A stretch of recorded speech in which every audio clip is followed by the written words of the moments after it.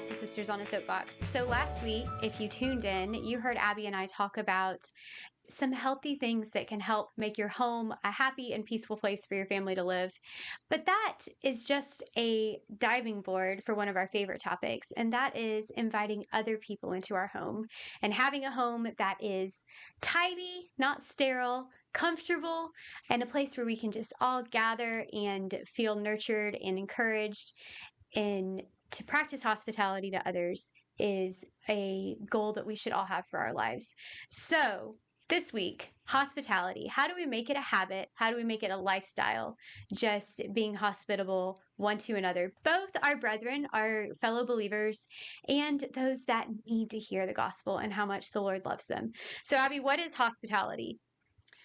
Well, I think the biblical definition of hospitality is welcoming the stranger. Mm-hmm. So, what that's going to look like, I think it can vary, but in general, the big umbrella is being welcoming to people. And the reason why we talked about like habits for our household, like cleaning and stuff, which isn't my favorite topic, right before we talked about hospitality, is because we want to set our homes up so that we can welcome people into them because we want to serve others. We don't want to just build our house for our own selves and for our own comfort and do what makes us happy all the time, but we want to set ourselves up to be able to welcome other people into our home. Right. And I think if our home is a place where we feel comfortable, we're not anxious about clutter and mess, then we feel ready to receive those people. Because if you're like me, it doesn't always end up being something that I've planned in advance. Sometimes it's I'm out grocery shopping and I run into someone who needs a friend to talk to. And it could be someone that I know really well or someone from church. And I love being able to say, why don't you just follow me back home? I've got a great back porch and there's always coffee on. Let's come home, come back home with me, and let's talk some more. And so I think just being ready to be able Mm-hmm. to open your arms and open your home helps you because I, I'm a planner Mm-hmm. and I love a good planned fellowship and being able to invite a ton of people over, have a ton of good food, games, laughter. But sometimes hospitality looks like come over right now. You don't Right. need a friend later. You need a friend right now. So come Mm-hmm. over, have a cup of coffee, or maybe you just need a place to rest. I have a friend who, there have been a few times where she's invited me over and I've just sat on her porch and we just sit quietly with a cup of coffee. And Mm-hmm. it's just really restful and relaxing to just know I have a friend here, but I can just sit. And I don't feel pressed because I don't have chores that I would feel pressed to do at my home, but I'm sitting on Mm-hmm. someone else's porch, just knowing that we can talk, we can not talk. I might cry a little, she might cry a little, but this is just a time for us to relax together. And I think that's an evidence of someone showing me hospitality where it's touched me the deepest, just being Mm-hmm. able to come and sit with a cup of coffee and not feel pressed about the things that I needed to be getting done. Mm. I love that. There's two sides of that of like, yeah, we need to be ready. We need to be responsible in our home so that we feel comfortable enough to be like, hey, just come on in. But there's also the other side of it of being willing for people to step into something that is not perfect. And Mm-hmm. we have to be able to lower our standards somewhat, you know, so that somebody can knock on the door and I am folding laundry and there is a mountain of laundry. And if you listened last week, we're in the middle of the time periods of those checkpoints that we clean up the toys. And so there's toys out, and me being comfortable enough to say, hey, I'm folding laundry, the kids are playing, come on in. And being able to humble myself Mm-hmm. to let them see not the perfect house, not the perfect me. And I think that's a really important part of hospitality too, because in reality, no matter how many chore charts you have, and no matter how many weekly checklists and monthly checklists you have, and no matter how many checkpoints in the day you have, there are going to be times when your house is not perfect. There's going to be a lot of times when your house is not perfect. And if you're waiting for the times that your house is perfect to show hospitality, you're probably not showing enough hospitality. So being able to humble ourselves and let people in and see our imperfection. Yeah, and that goes for there's a lot of us who will never feel like our house is at that level where we are excited to let people in because maybe we live in a home that we aren't in love with, that Mm-hmm. is that is out of date. I lived in a camper for a couple of years, and it's very Oh. humbling to know that this is the space that I have, but we had people over to our camper. And Mm-hmm. sometimes that meant dinner on the picnic table outside Mm-hmm. or getting really creative. But it doesn't matter what type of home that you live in. You might have a very cramped apartment. You might have just built your dream home. And I'm so excited for you if you did that. And I know you're excited to have people over if you did that. But the command to show hospitality Mm-hmm. one to another is not just for those that are living in a big, beautiful home. It's Mm-hmm. not for those that have just remodeled and have everything just like they wanted to. You can have a spirit of hospitality living in a camper or living in a cramped apartment or living in a beautiful home. It doesn't matter. What matters is your spirit and being able to welcome others. We want people to be comfortable in our space, Right. but we want to always be willing to open up that space to others, regardless of what it looks like. And Mm-hmm. truly, unless we are going back to Jane Austen society where we're expecting, the Darcys or the Bingleys to drop by at any moment, it's okay. It's okay to live in this time period and know that things are not going to be perfect at all times. But just having that spirit that you're ready and you're willing to open your home to others. Yeah, and it's a matter of humility too, and um, obedience and gratitude for God. This is the life God gave you, and if that's a camper, be a good steward of that camper God gave you. This is the life God gave me. It's loud and it's messy, and there's always going to be laundry. And I want to be a good steward of that. And I want to not be ashamed of the life that God gave me, but I want to use what I can out of it to serve others, not just myself and not just my own family. And I think that that still exists out here, that when we're talking about hospitality, where people are thinking, oh, I need to plan, Mm-hmm. which I love planning and I'm all for it. And let's talk about it in a few minutes. But I need to plan something fancy and I need to serve, X, Y, and Z. And we need to have this kind of dishes and, all these things. When we were in seminary, I took some classes for seminary wives. And if anybody went to Southern Baptist Theological Seminary, and went to the Seminary Wives Institute, they know exactly who I'm about to talk about. And God love her. I love her. She's done so much for the kingdom. But she talked about how to show hospitality, and she talked about we need to don't wear jeans. That's too informal, and all the ways you need to, serve people. And it was lovely, lovely, but also very unattainable for the people that she was talking to. Mm-hmm. And so what that becomes, first of all, is it's never going to happen. You're telling a room full of moms with 4 kids under 5 to wear clothes that she doesn't have, serve food on dishes that she cannot afford. It's not going to happen. And so Mm-hmm. that can't be the standard, because the standards for Christians is to show hospitality. So it has to be Mm-hmm. something that we can do. Also, I was sitting in there thinking, I hope I am never invited to this lady's house. It sounds so uncomfortable. Because Mm-hmm. I don't think when you invite somebody over, what is really, really comfortable for them is to walk into a place where they need to be wearing formal clothes and folding their napkins a specific way. That's nice. And I'm sure everybody's loves a lovely fancy dinner, but is that Mm-hmm. comfortable? Is that when you feel the most welcomed? Mm-hmm. So I don't think that can be what we're talking about when we're talking about hospitality, or at least it can't be the only thing we're talking about. Right. I think there's definitely the place for a fancy tea party or something extravagant every once in a while, but I don't think that's the spirit behind it each and every time. And I also think that people who think of hospitality like that are already just ruling it out as something that this is too hard for me, it's too much. If I need Mm, fancy dishes and I need invitations and I need a elegant flowing four-course menu, this is something that you've already put in the box of this is too hard for me, this is too mm, much, and I'm never going to be able to do that. Those are great for a sometimes thing, but it doesn't need to be mm, that every time. What hospitality is, it is spirit, is just welcoming others into your life. This is a gateway, this is a path for you to show the gospel and mm, teach the gospel and share the gospel with friends, neighbors, and strangers. This mhm. isn't a time for them to think that it is something high and unattainable. This is welcoming someone into your daily life.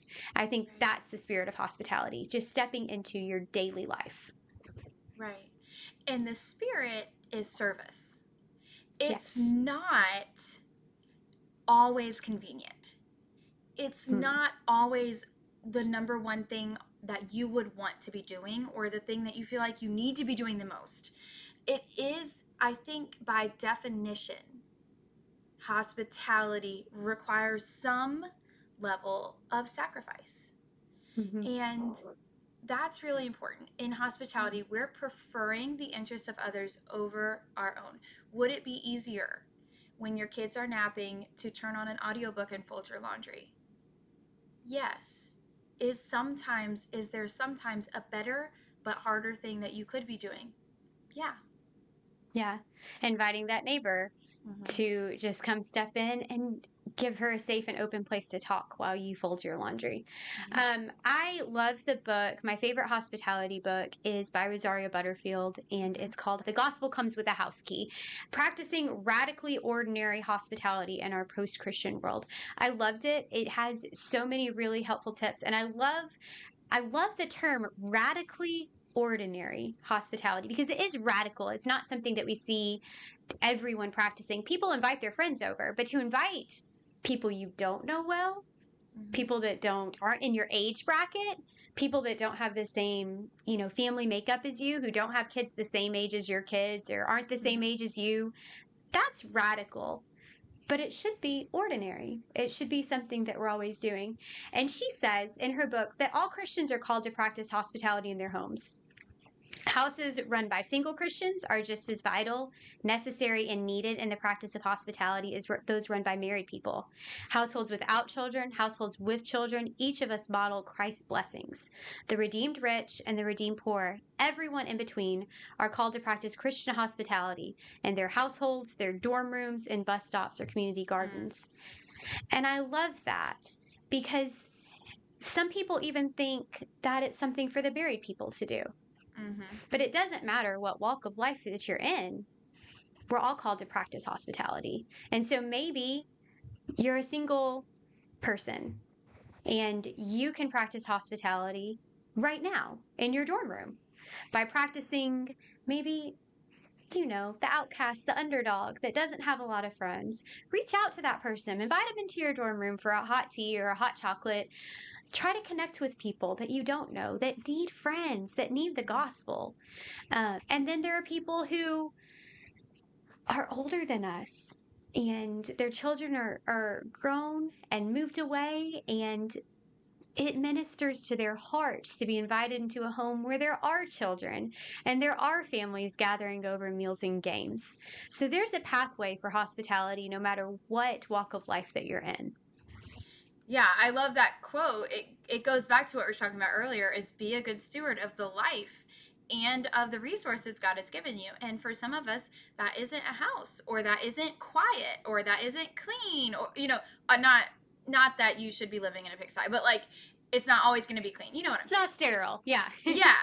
And so just being a good steward of what we do have instead of allowing like discontentment to kind of shut us down and say, well, God hasn't given me enough to do that. That can't be true because God's commanded us to show hospitality and God's not going to command us to do something that we can't do, that He's not going Right. to empower us to do. That doesn't mean it's going to be easy. or convenient. And we've talked about before how we're not growing if we're doing the easy things. We're not going to coast. We're not going to coast to a radically ordinary hospitality sort of life. It's going to take work and it's going to take effort and it's going to be inconvenient. It might be expensive. You know, Mm-hmm. it might be something that you have to be creative with your budget with to be able to have meals for others and to be able to invite them in. But it's probably always going to be inconvenient because, like you said, it is more convenient to get things done in a quick manner by yourself, just knock it out, get things done. But it might be inconvenient, but maybe there's a person who would feel much more comfortable talking with you if they're just cleaning side by side. If you're both just Mm-hmm. folding Right. laundry together, like you talked about, I think with one of your daughters, having conversations where you're not face to face, where there's not Yes. pressure. And Yeah. sometimes sitting across from somebody face to face in a coffee shop, it feels hard to have these conversations. But if we are looking away, folding clothes, Mm-hmm. or um, matching socks, or doing dishes together, someone's Mm-hmm. drying, someone's washing, maybe there's a pathway to have a conversation that feels less threatening because we're not Yeah. eyeball to eyeball. Yeah, it feels less like an interrogation. And I think, if we think about Titus 2 and how women are supposed to be teaching each Mm, other how to love their family, that's what Titus 2 says. Is that always going to happen in a formal setting like I am the teacher, sit here and take notes? I don't think so. I mm-mm. think of, doing things alongside another mom, another woman. And so I feel like that is also part of discipleship. Part of Titus 2 is like welcoming people in your home. They're seeing, how do I respond when my kids interrupt our conversation? How do I respond when these kids are fighting? What do I do when, and so that's another, it's also discipleship. Right, because the greatest form of teaching is modeling. And so inviting people into your life doesn't mean you put the kids away, you make sure everything's quiet. That's not what life looks like. And we're not Mm-hmm. teaching young moms how to parent while we're inviting them over. We're not Mm-hmm. teaching young believers how to interact with each other unless we truly invite them into our lives and we don't put the children away and set Right. everything aside. Sometimes true hospitality and discipleship is just doing life in front of Mm-hmm. people. And we Right. talked about that when we talked about parenting and homeschooling, mentoring others and inviting them that in. And that's very much that spirit of hospitality. Step into my life. It makes Mm-hmm. me very uncomfortable that you're sitting here watching me teach a math lesson, but it's important for you to see how this works. So come on into my life. As nervous as that makes me and as inconvenient as that feels, Mm-hmm. it's good for you and I'm helping you. And you know what? You're helping me because I'm Exactly. learning Yes. to humble myself. And so it's not about you, but it does benefit you because it Right. does sanctify you. It helps you to be obedient and it is a blessing to obey God. Yeah. Yeah. Yeah, and if you're only opening your home, you might think, why, people are over all the time. It's never inconvenient. Then I would say maybe you aren't doing it right, or maybe you aren't doing it enough, or maybe you're showing partiality. The Bible talks about not showing partiality, and so it's like, Mhm. are you only inviting over the people that it's easy for you to invite Mhm. over? Are you only inviting people who have kids the exact same age as your kids so that they can play, who are parenting the same way as you so Mhm. that the interactions are easier between the kids? Or are you only inviting people over when you've dotted all your I's and crossed all your T's? You know, are you seeking out, I again went back to the biblical definition is welcoming a stranger. I'm not Mhm. saying pick up the hitchhiker and be like, let me show you where I live. But, the person in church that is harder to talk to. The the Mhm. the the one that doesn't come as naturally, that there is more differences. Are you welcoming those people too? It should require sacrifice. And you talked about like not just putting away your kids, and there's certainly a time for that. There's certainly a time for like, hey, let's meet for coffee. I'm gonna leave the kids at home and have an adult conversation. Mhm. Sure. um, But also, let's talk about the benefit of including our kids in this, Yes. roping our kids in to serving. We're doing this as a family. We're opening our home as a family. We're all contributing to this as a family. And then also teaching them, yes, sometimes loving people is hard. Hmm. Sometimes it does require sacrifice. Sometimes we're going to invite kids that don't play the same way that you play, and they're going to break your toys. And the house that you just cleaned, it's going to be messy again, and we're going to clean it again. But showing them, telling them, but people are more important than things. And Yes. we are going to love people. We're going to, in the spirit of Philippians 2, prefer their interests. We're going to lay down our own interest to serve other people. And just being able to show that to your kids, but also rope them into it and Hmm. parent them through that. Yeah, because for a lot of us, learning to practice true biblical hospitality, a radically ordinary hospitality, is learning something new. But for those of you who have brought your children in and made them a part of this, praise God, they won't have to learn that because this lifestyle of hospitality has been taught to them from the beginning. So they'll move on and they'll know what it is to show hospitality to others. And we'll have a generation of hospitable young adults ruling the world. That sounds great. Yeah, I have some like childhood memories that I have random people in, like that I don't Yeah. know who are. I have this one Thanksgiving memory with a guy at our table, and I don't know. I think he might have been homeless. I don't know. But mom just would be like, you can come to Thanksgiving. I don't know. I don't even know how it happened, honestly. My memory isn't good enough. I just have some memories that have people that don't go in our family in them. Yeah, I think specifically around the holidays, mom was really good about finding people who didn't have people to celebrate with and just saying, we're loud, we're crazy, but the holidays are so much fun. Come step into our life. You'll be really confused about the candy scattered all over the table around the turkey, but one of the kids will explain it to you. I remember several times that there were people present that we didn't know well, but our parents knew they were lonely. They didn't have anyone to celebrate with. And we had a table to gather around. Mm-hmm. And we might pull up um, buckets or something, egg crates to sit on, Yeah. but there was always a space at our table for anyone. And I also remember mom being really intentional about on one particular church, we didn't have Sunday night services. And so that was an opportunity for her to Mm-hmm. open our home. And on Sunday night, we had a different family in our home. Um, just about every single Sunday night. And it was just kind of understood we don't have Sunday night church at this particular church that dad is preaching at, but we're all going to be home. We're all going to be a part of this meal with this family. And it felt like an extension of worship because it was just that time that was always set aside to welcome people into our home. Mm-hmm.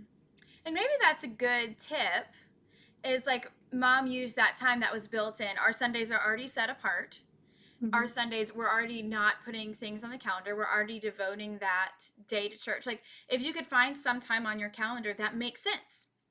Mm-hmm. Again, with the intentionality, um, being able to plan ahead to invite, there's different kinds of hospitality. And so there's Right. the kind of hospitality that you've been talking about where it's just dropping in or whatever. But there is like hosting people for a meal is Mm-hmm. lovely. Like, is there a time on your calendar that makes sense? That is set off. Maybe you Could don't have you? Sunday night. So maybe it's once Yeah. a month. Maybe the first Mm-hmm. Sunday of the month, we have a different family from church over for dinner or a family from your workplace or your spouse's workplace just to get to know others better and deeper and either be an encouragement to other believers or share the gospel with those that don't know it. And Mm-hmm. sometimes you don't know which one of those things you're doing until that family is sitting with you. Yeah, and that's part of the uncomfortable part of it is even for the stuff you plan, you can't plan how it's going to go. You don't know what's going to come up. It might be uncomfortable. It might be political. It might be theological, and you might worry, can I answer this person's objections? Can I defend my faith? But there's an element of faith there too, Mm-hmm. that and comfort. Faith that God will help you, that the Holy Spirit will help you, give a reason for the hope that you have within you with gentleness and respect, and also comfort that you cannot thwart God's plan of salvation for somebody with an imperfect answer. Is there anyone that you think has a good excuse not to show hospitality? We talked about, Okay, people yeah. in dorm rooms, people living in a Mm-hmm. camper. Mm-hmm. Do you think there's anyone that has a good excuse to not show hospitality? I'm gonna say blanket no, but I'm gonna caveat it that it might look different. Mm-hmm. That you don't have to show hospitality in a house. You don't have to show hospitality in any kind of dwelling place. You don't have to show hospitality with a meal. You don't have to have any Mm-hmm. food. You can show hospitality in your church pew when you turn around and talk to the Yes. people that are not talking to anybody else because they're hard. They're hard to talk Mm-hmm. to. Mm-hmm. So I'm going to say blanket no, but you're going to have to get out of the cookie cutter, this is what it should look like box, and realize you can make a stranger feel welcome in the Kroger checkout line. Maybe like, I'm thinking of all the like outlier crazy circumstances that people are going to be like, what if I'm in the hospital? Okay, that's your dwelling place. You show hospitality in that hospital room when the nurses To walk in. those tired nurses, to the cafeteria workers that are bringing food and hearing people complain about nasty hospital food all day long. You can be the Yeah, one person that says, "Thank you so much. You're doing a really great job." welcome You that know, stranger. Yeah, absolutely. you have to be And go back creative. to that Rosaria Butterfield quote from The Gospel Comes with a House Key. She specifically said, in your dorm room, in your home, at a bus stop, or at a community Yes, garden. right. So this is, you're waiting on a bus and there's a stranger there. Don't just stick your earpods in or stick your nose in a book, which is what Yeah, I'm often guilty of. yeah. But seek to see the other people around you and to make conversations. Sometimes just a smile and a kind word can really turn somebody's whole day around. And it might be the only kind word that they hear all day long. So, trying to make connections with people instead of being avoidant is sometimes what hospitality looks like in the community garden or in the bus stop. And I have to say, this is really hard for me sometimes. Mm-hmm. I have made a habit when I am in a checkout, I always try to start conversation with the person because like I said, I like to only go shopping as little as possible. So when I go, it's usually a whole big ordeal and it takes a little while. So I have gotten really intentional about starting up conversations with whoever's in the checkout line, especially if I end up on a Sunday evening, at the grocery store, still dressed like I was at church. I try to be really intentional about that. But on the days where I'm feeling like I've already talked a whole lot Mm-hmm. to a lot of people, I've already done a lot of things, and I just kind of want to be quiet. I'm out talked, I'm overstimulated, and I don't really wanna. Mm-hmm. It's my go-to to pick up my Kindle or turn on an audiobook, and I become less intentional about truly seeing those around me. Yeah. And I think that some people can say that their personality type is just not Mm-hmm. outgoing enough for that. You know, I am the most extroverted introvert that you've ever met. Mm-hmm. Give me a room of my people, and I am the chattiest Kathy that you've ever met. I am the one who can't stop talking, always has a story, and is so guilty of oversharing. Yeah, I know, me But too. put me in a room where I'm uncomfortable, and my tendency is to revert to that introvert, to try not to be seen and to try to just melt into the background. And that's not a spirit of hospitality. And I don't think that we can say that our personality type as an introvert gives us an excuse not to show hospitality to others. Oh, yeah. So much to say about that. And I think we've already talked about this, but it's been a while, so we can circle back to it. Well, we talked about the Enneagram. It's not that we're just hating on the Enneagram, because this whole introvert extrovert thing, too, these are not biblical categories. You Mm-hmm. can identify a true tendency in you, but the Bible does not say, and don't neglect to show hospitality unless you're an introvert, in which case, neglect to show hospitality. It does Right. not say, welcome the stranger unless you're scared of strangers. The Bible just gives commands. And if you Mm-hmm. are a Christian, your personality type should become obeying God. And so, like, with the introverted thing, again, it goes back to hospitality, assume sacrifice. Yes, Mm-hmm. you are putting that stranger's interest in front of your own. And I Mm-hmm. felt that. I remember it's actually relatively recently, like in the recent history of my life, I realized I saw somebody wearing headphones in the store and I was like, oh my gosh, I could listen to podcasts while I grocery shop. This would be amazing. Because, yeah, if I'm in the store by myself, that's I'm like people break. I'm getting a people break for the first and only time of the day. And that sounds so nice, but I realized I'm like how tempting that is. I think it'd be really, really harmful for me because Mm-hmm. realizing my season of life, I am a stay-at-home mom. Which I'm happy to do. And we are welcoming strangers every day in this foster family. But I don't have coworkers. I'm not always out with other people. And so to completely close myself off and insulate myself from humanity Mm-hmm. in the only times that I'm stepping out into the world would be really selfish. It would be selfish. And it would be disobedient, I think, to the Great Commission. And so I leave when I get to not get to that's not when I go grocery shopping without the kids. That wasn't kind to them.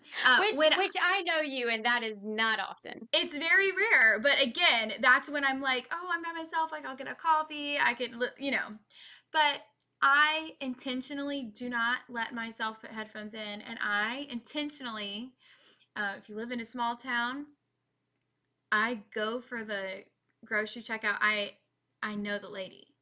I go every time, Bessie's line. And I will get in Miss Bessie's line and I will ask her. And I know I know her kids. She has adult kids that live in Hillsborough. Have you gotten to see your son lately? And because I'm just every day, every time I go, learning a little bit more about her and just kind of getting. And so that is a degree of sacrifice for me because Mm-hmm. I'm not doing what I would do if there were no other factors. But I think that is the right thing for me to do in that situation. Mm-hmm. I'm not going to say I've never done it. Yeah, and Put me neither. put And I'm not gonna earbuds say in, I'm not gonna and say it's always wrong. I'm not right, gonna say that. But if you are always comfortable, you gotta find some time to die to yourself. right, and maybe it's a slow transition. Maybe you don't completely jump in to committing to that every time, Yes. but maybe you are an introvert and it's really hard for you and you kind of have to prepare yourself for it. Take slow steps. If you're going Mm-hmm. to 5 different stores, try to be intentional in the first one Just and just one, see what yeah. happens. Take a small step. Eventually you'll get there and it'll be something you can do. Um, Rosario Butterfield had a quote specifically for the introverts in The Gospel Comes with a House Key. And I just recommend everybody, if you're at all interested in the spirit of hospitality, read this one. It's a really, really good one. There's a lot of them out there, but there were so many things in this one that I really, really liked. And she says this about introverts. We introverts, so we can assume that Rosario Butterfield is in our camp as well. We introverts miss out on great blessings when we excuse ourselves from practicing hospitality because it exhausts us. I often find people exhausting, but over the years, I've learned how to pace myself, how to prepare for the private time necessary to recharge, and how to grow in discomfort. Knowing your personality and your sensitivities does not excuse you from ministry. It means that you need to pray for it differently than others might. So Yeah. acknowledge, yes, it exhausts me to be around a ton of people that I don't know.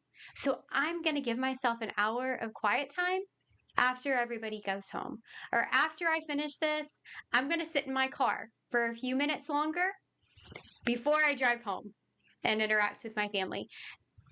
It is good to know things about yourself and know your tendencies, but it's not an excuse. Mm-hmm. If it exhausts you, plan for that, prepare for that, but don't use an excuse not to do the ministry that you're called to do. Right.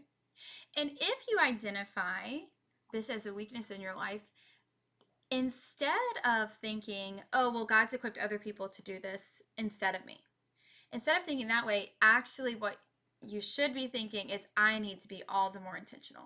Because this Mm-hmm. isn't natural for me, I do have to be more intentional. There are going to be some extroverts who it is totally natural every quiet moment to find somebody to fill it.